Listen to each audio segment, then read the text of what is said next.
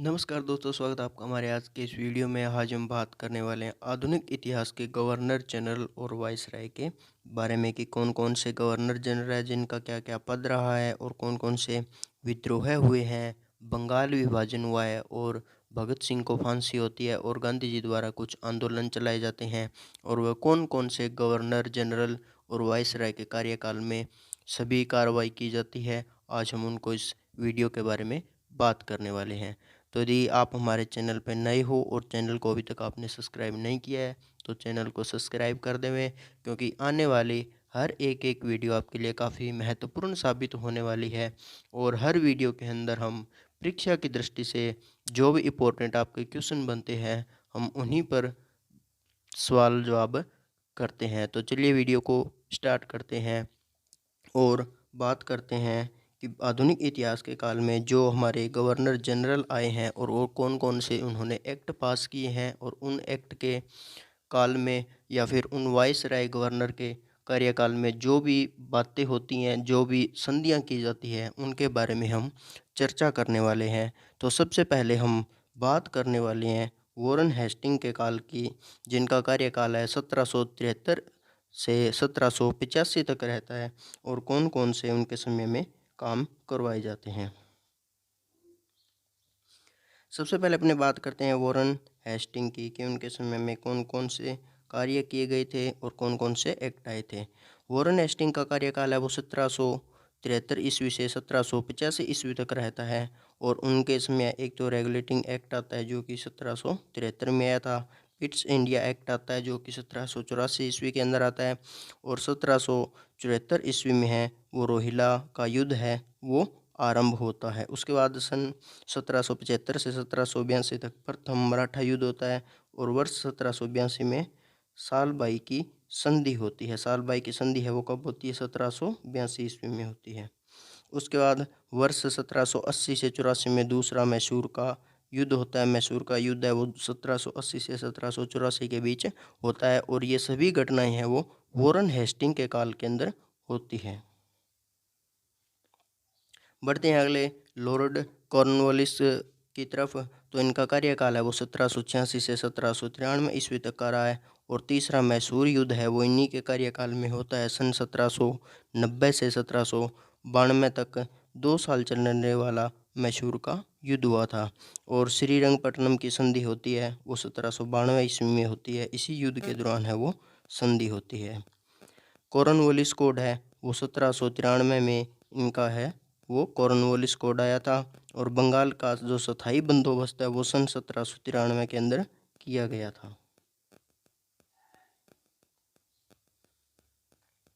उसके बाद Lord Wellesley आता है 1798 से 1805 तक रहता है और इनकी सहायक संधि प्रणाली का ये क्या देता है? परिचय देता है 1798 में। चौथा मैसूर का चौथा युद्ध है वो 1799 ईस्वी में होता है और दूसरा मराठा युद्ध है वो 1803 से 1805 तक मराठा का दूसरा युद्ध चलता है। उसके बाद लॉर्ड मिंटो आता है 1807 से 1813 तक इनका कार्यकाल रहता है और महाराणा रणजीत सिंह जी के साथ है वो अमृतसर की संधि करता है 1809 में। महाराणा रणजीत सिंह है वो एक काफ़ी शक्तिशाली राजा रहे अपने कार्यकाल के दौरान और ये पंजाब के शासक भी रह चुके हैं।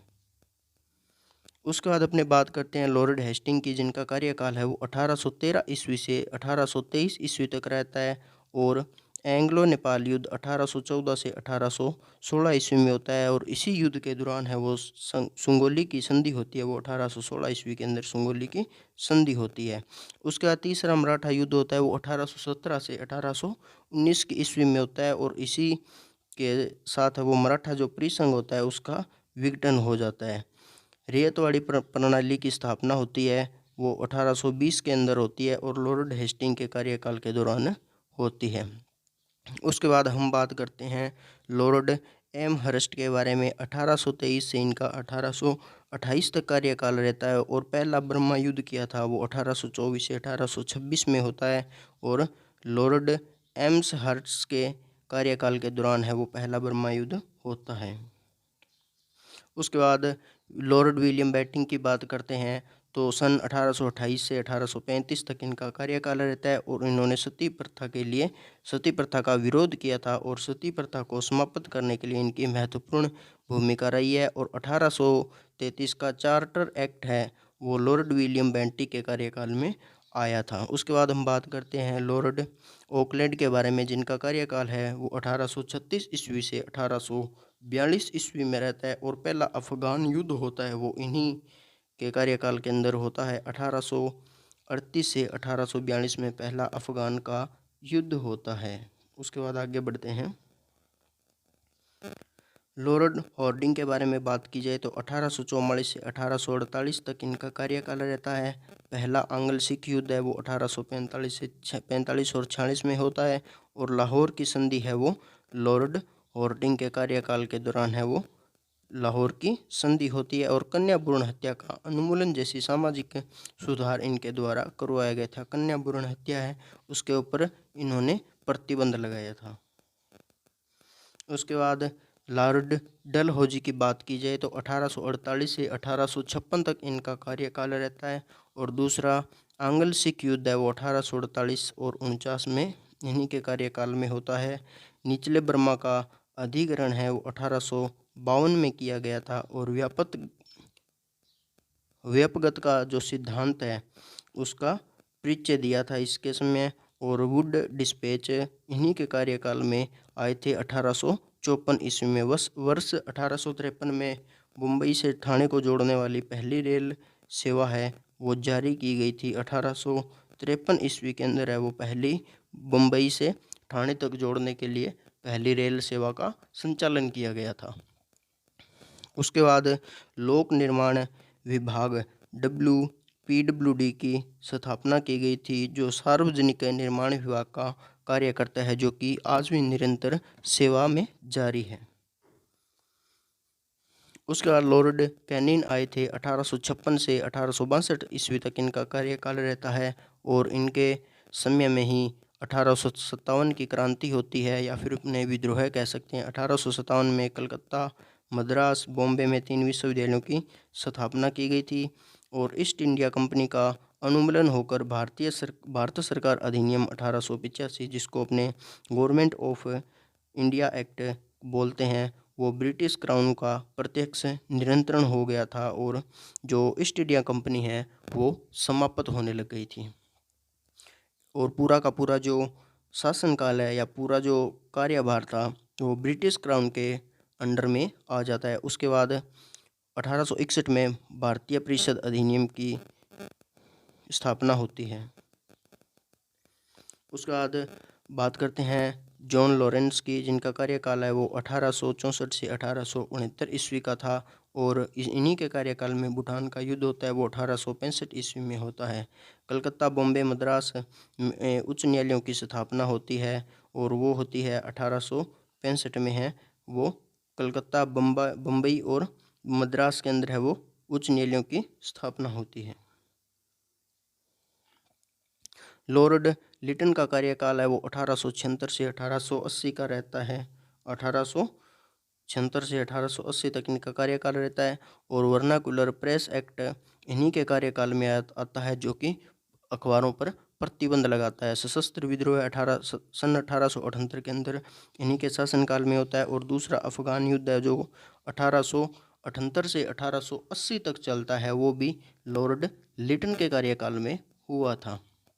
क्वीन विक्टोरिया ने कैंसर ए हिंद या भारत की सामग्री की उपाधि धारण की थी। जो इंग्लैंड की महारानी विक्टोरिया है उन्होंने कैंसर ए हिंद की उपाधि है वो धारण की थी। लॉर्ड कैनिंग द्वारा वो उपाधि उन्हें दी गई थी। उसके बाद अपने बात करते हैं लॉर्ड विपन की, जिनका कार्यकाल है वो 1880 से 1884 तक का रहता है। और वर्नाकुलर प्रेस एक्ट रहा था उसका निष्कासन करते हैं या फिर उसको निरस्त करते हैं। एक बात का आप इसमें ध्यान देना कि जो भी लॉर्ड लिटन के द्वारा काम करवाए गए थे उन पे जो प्रतिबंध लगाने का काम करता है वो लॉर्ड रिपन द्वारा उन सभी कार्यों पर क्या कर दिया जाता है, प्रतिबंध हटा दिया जाता है। जिनको वर्नाकुलर प्रेस को है वो उन्होंने बंद कर दिया था, लेकिन रिपन के कार्यकाल के अंदर उसे वापस सुचारू रूप से प्रारंभ कर दिया गया था।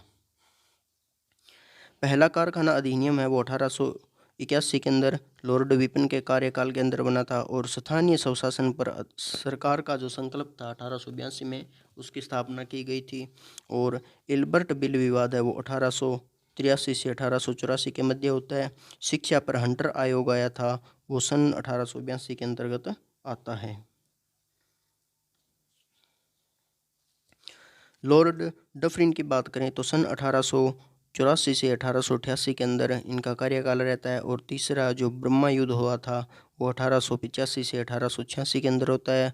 और भारतीय राष्ट्रीय कांग्रेस की स्थापना है वो 1885 में A.O. ह्यूम द्वारा की जाती है। उसके बाद अपने बात करते हैं लॉर्ड लैंसडाउन के बारे में। 1888 से 1894 तक इनका कार्यकाल रहता है। और कारखाना अधिनियम इनके कार्यकाल के अंदर स्थापना की जाती है। भारतीय परिषद अधिनियम की स्थापना इन्हीं के कार्यकाल में होती है। और डुरंड आयोग की स्थापना है वो 1893 में इन्हीं के कार्यकाल के दौरान की जाती है। उसके बाद लॉर्ड कर्जन आते हैं। 1899 से 1905 तक इनका कार्यकाल रहता है। और इन्होंने पुलिस आयोग की स्थापना है वो सन 1902 के अंदर पुलिस की स्थापना की थी और विश्वविद्यालय आयोग की नियुक्ति की थी।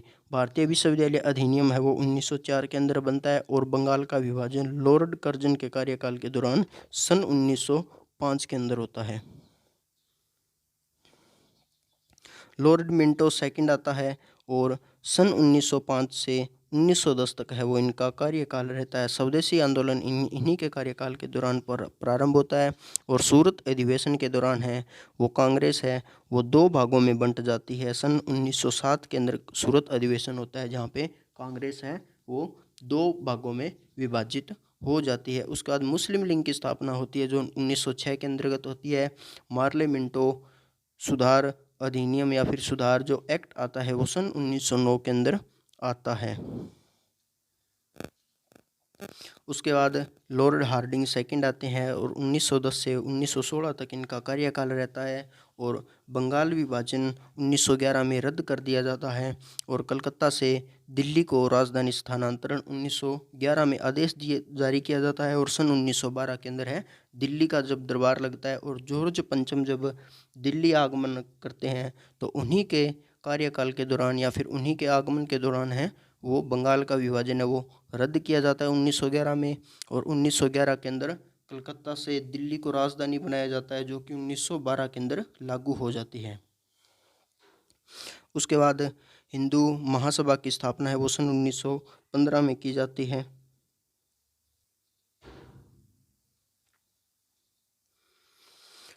लॉर्ड चैम्सफोर्ड आते हैं सन 1916 से सन 1921 तक इनका कार्यकाल रहता है। और 1916 में लखनऊ की संधि करते हैं। चंपारण सत्याग्रह की शुरुआत इन्हीं के कार्यकाल के दौरान 1917 में होती है। मॉन्टेग्यू की अगस्त घोषणा है वो 1917 में की जाती है। भारत सरकार का अधिनियम सन 1919 में पारित होता है। और रोल्ट एक्ट है वो सन 1919 में आता है। उसके बाद जलियांवाला बाग हत्याकांड होता है और जनरल डायर द्वारा गोलियां चलाने का आदेश दिया जाता है। और जो जलियांवाला बाग हत्याकांड होता है वो अमृतसर के अंदर जगह है जहाँ पे 13 अप्रैल 1919 को नरसंहार की संज्ञा उसको दी गई थी। और कुछ भारतीय जो राजनेता थे उनके द्वारा अपनी कुछ उपाधियों को त्याग किया गया था इसी के दौरान। और उसके बाद असहयोग आंदोलन और खिलाफत आंदोलन की शुरुआत है वो महात्मा गांधी के द्वारा की जाती है। और महात्मा गांधी है वो सन 1915 के अंदर सन 1915 में गांधी जी है वो भारत आगमन करते हैं। उसके बाद है वो कुछ नए आंदोलन की शुरुआत करते हैं। लॉर्ड रीडिंग की बात की जाए तो सन 1921 से 1926 तक इनका काल रहता है। और उसके बाद झारखंड की चौरा चोरी की घटना 1922 के अंदर होती है। और असहयोग आंदोलन वापस 1922 के अंदर है वो गांधी जी द्वारा ले लिया जाता है। और स्वराज पार्टी की स्थापना 1922 में की जाती है। और कांकोरी ट्रेन डकैती की जाती है 1925 में। कांकोरी ट्रेन है कि जो डकैती की जाती है उसको अब हाल ही में नाम उसका चेंज करके कांकोरी ट्रेन एक्शन कर लिया जाता है। और इसके अंदर जो डकैती के अंदर शामिल व्यक्ति थे उनमें से चंद्रशेखर आज़ाद को गिरफ्तार नहीं कर पाई थी पुलिस। बाकी अन्य 3 सदस्यों को गिरफ्तार कर लिया गया था। उसके बाद लॉर्ड इरविन की बात की जाए तो साइमन कमीशन का आगमन होता है वो भारत में 1927 को होता है, और नेहरू की रिपोर्ट है वो सन 1928 में दी जाती है। कांग्रेस का लाहौर अधिवेशन होता है और उसमें पूर्ण स्वराज की मांग है वो सन 1929 में उठाई जाती है। दांडी मार्च और सविनय अवज्ञा आंदोलन की शुरुआत है वो सन 1930 के अंदर की जाती है, और महात्मा गांधी के द्वारा इस आंदोलन के दौरान सभी को लीडरशिप करने का आदेश दिया जाता है कि कोई किसी के कहने पे काम नहीं करेगा, सभी उनको लीडरशिप करनी है, क्योंकि आने वाला समय है वो बहुत ही अपने लिए खतरनाक साबित हो सकता है, क्योंकि बड़े बड़े नेताओं की गिरफ्तारी भी होगी और मैं खुद भी उस समय गिरफ्तार हो जाऊंगा। तो सभी को अपनी अपनी लीडरशिप रखनी है और अपना काम अपने हिसाब से करना है। उसके बाद सन 1930 के अंदर है वो पहला गोलमेज सम्मेलन होता है और गांधी इरविन पैक्ट 1931 के अंदर आता है। उसके बाद लॉर्ड विलिंगस्टन की बात की जाए तो सन 1931 से 1936 तक उनका कार्यकाल रहता है और सांप्रदायिक अधिनिर्णय उनके द्वारा लिए जाते हैं। और दूसरा और तीसरा गोलमेज सम्मेलन है, सेकंड राउंड टेबल मूवमेंट है वो इन्हीं के कार्यकाल के अंदर 1932 में किया जाता है, और 1923 के अंदर है वो पूना पैक्ट समझौता किया जाता है, और भारत सरकार का अधिनियम है वो 1935 के अंदर आता है। उसके बाद आते हैं लॉर्ड लीथ को, जिनका कार्यकाल 1936 से 1944 तक रहता है। द्वितीय विश्व युद्ध की शुरुआत 1939 के अंदर हो चुकी थी और नेताजी सुभाष चंद्र बोस द्वारा है वो फॉरवर्ड ब्लॉक का गठन 1939 के अंदर किया गया था। मुस्लिम लीग पर लाहौर संकल्प में मुसलमानों के लिए एक अलग राज्य की मांग है 1940 में उठती है। उसमें पाकिस्तान का नाम तो नहीं लिया गया था, लेकिन मुस्लिमों के लिए अलग राज्य की मांग है वो 1940 में उठना प्रारंभ हो गई थी। उसके बाद अगस्त में 1940 के अंदर है वो अगस्त का प्रस्ताव जारी किया जाता है और भारतीय राष्ट्रीय सेना का गठन है वो 1941 के अंदर किया जाता है। क्रिप्स मिशन 1942 में आता है और क्वाइट इंडिया या फिर भारत छोड़ो आंदोलन की शुरुआत है वो 1942 के अंदर होती है। लॉर्ड वेवेल आते हैं, जिनको सी राजगोपालाचारी को CR फॉर्मूला 1944 की स्थापना की जाती है। वेलेर योजना और शिमला सम्मेलन 1942 के अंदर आयोजन किया जाता है। कैबिनेट मिशन का आयोजन है वो सन 1946 के अंदर किया जाता है और प्रत्यक्ष कार्यवाही दिवस के रूप में 1946 में इसको मनाया जाता है। क्लेमेंट इटली द्वारा भारत में ब्रिटिश शासन की समाप्ति की घोषणा है वो सन 1947 में की जाती है और भारत है वो पूर्ण तरीके से यहाँ पे आज़ाद हो जाता है। उसके बाद लॉर्ड माउंटबेटन द्वारा 1947 से 1948 तक इनका कार्यकाल रहता है और जून 3 प्लान 1947 है वो जारी किया जाता है और रेडक्लिफ आयोग की स्थापना है वो 1947 में की जाती है और 15 अगस्त 1947 को है वो भारत को आज़ाद कर दिया जाता है और 14 अगस्त की रात 11:50 पर है वो पाकिस्तान का स्थापना कर दी जाती है और पाकिस्तान का जो स्वतंत्रता दिवस है वो 14 अगस्त के रूप में मनाया जाता है। चक्रवर्ती राजगोपालाचारी भारत के अंतिम गवर्नर तथा प्रथम भारतीय गवर्नर जनरल इन्हें बनाया गया था और वर्ष 1950 में स्थायी रूप से यह पद गवर्नर जनरल का जो पद था वह समाप्त कर दिया गया था। ये दोस्तों आधुनिक इतिहास में जो गवर्नर और वाइसराय का जो भी महत्वपूर्ण क्वेश्चन या फिर जो भी इनके बारे में मुख्य जानकारी बनती थी वो हमने आज आपको कंप्लीट करवा दी है। और कल की जो वीडियो है उसमें जो भारत के गवर्नर जनरल हैं, बंगाल के गवर्नर जनरल है और भारत के जो वाइसराय हैं उनके बारे में जो भी MCQ क्वाइज बनती है वो हम आपके लिए लेकर के आएंगे। तब तक आप वीडियो को शेयर करो और अपने दोस्तों से सब्सक्राइब करो चैनल को और मिलते हैं दोस्तों अगले वीडियो में। तब तक के लिए जय हिंद, जय भारत। हंसते रहिए, मुस्कुराते रहिए।